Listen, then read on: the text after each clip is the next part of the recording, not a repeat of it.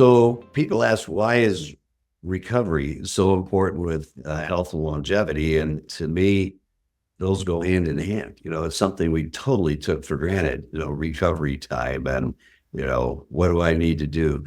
Well, we didn't think about it at all. We did our activities. You went out, ran a mile or more, came home, showered, changed, and went on about your business. But as we age and as our hormones decline, we find it increasingly difficult to recover from exercise the same, that we're sore longer, that in spite of making it to the gym 3 times a week or some, 4 to 5 times, we're not seeing increases in muscle mass. We still have a little spare tire that's not going away.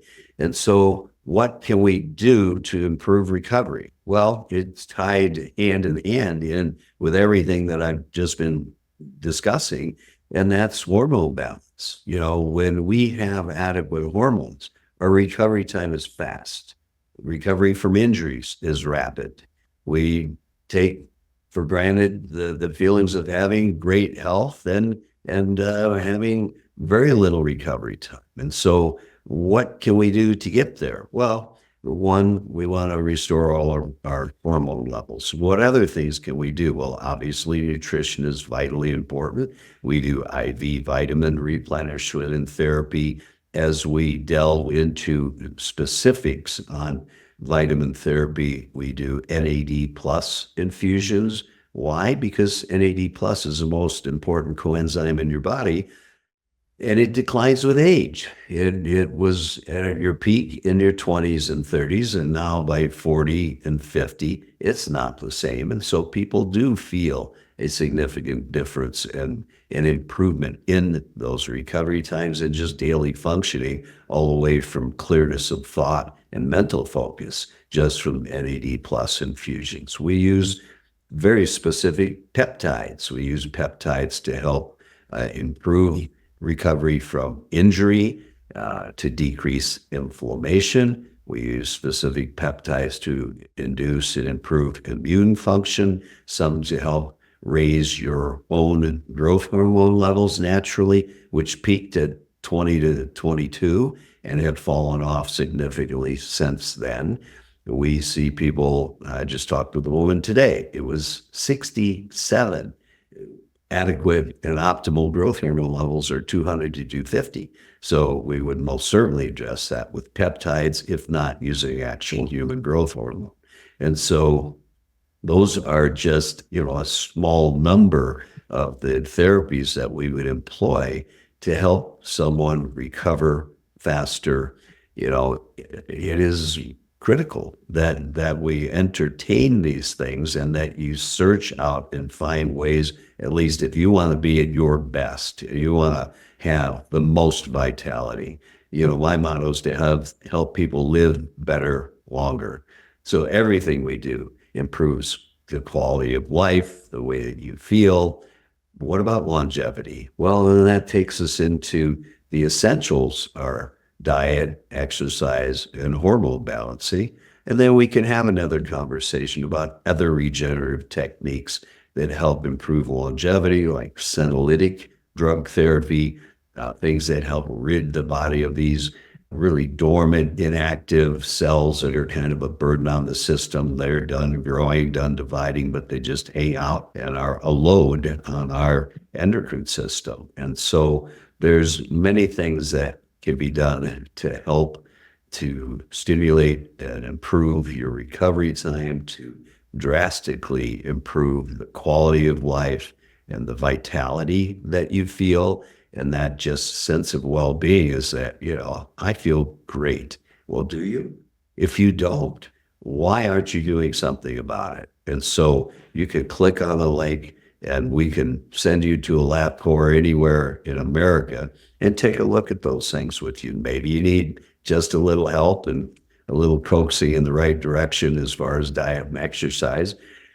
And if you're like most that I see, it is very surprising, and as much as their early ages in 30s and 40s, that, man, we're off a lot more than 10 or 20% of where optimal level should be. It's 40, 50, 60% reduced. And so those are easy things to fix. And so I look forward to helping you on this journey. Please pick up a copy on Amazon, Beyond the Fountain of Youth, and let's hope that we all continue to live better, longer together.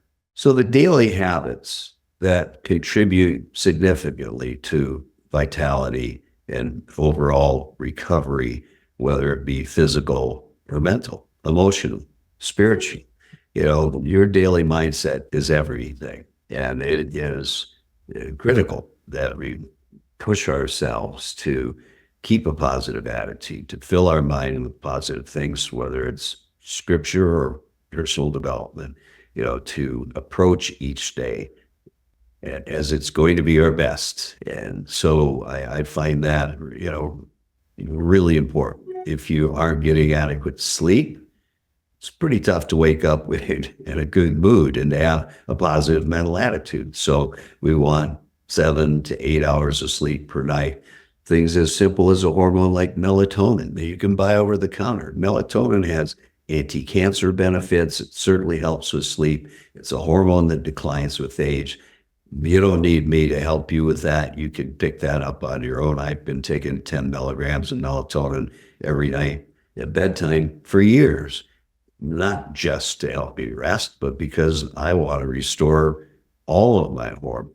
And so that is very important. Daily exercise, good nutrition, staying away, as I say, sugar's the devil. And we see so much sugar to the tune of many pounds a day added into a lot of the products that we consume on a daily basis. And if you aren't reading the labels, then I guarantee you're eating 40, 50, grams of sugar daily that you don't need. Well, what's that? I had a Coke today. Well, I think there's 32 grams of sugar in a Coke. Well, divide that by 4. So roughly 1 teaspoon of sugar would be 4 grams of carbohydrate. And so would you really sit down and eat 8 teaspoons of sugar intentionally, or give that to your kids and wonder why they're bouncing off the walls? Yeah, no, it is essential that we read those labels. I have people say, well, yeah, I had yogurt every morning with some berries. Well, is that natural yogurt, organic, no sugar added yogurt that you're putting fresh organic blueberries in? Or is it at the bottom of the jar with the rest of the sugary stuff? Well, take a look. There's 20, 30 grams of sugar in that little container. So you're starting your day with a huge insulin spike. You're going to crash in an hour and a half, and you have nothing left. And so wonder why we got to drink a Red Bull or have 2 more cups of coffee at 10 o'clock to get through just to get into the lunch break at the office.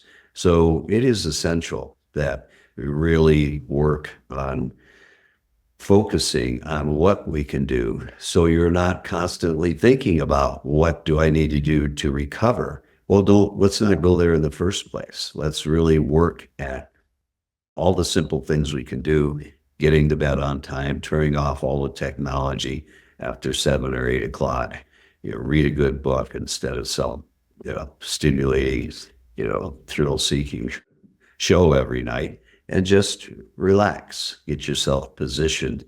As you used to say, we want to plan for tomorrow before tomorrow begins. So that's my take on it. I hope that you enjoy the journey and that you'll seek out ways to optimize all of the aspects of your health, from mindset to diet to exercise to hormone balancing, and then really enjoy the journey.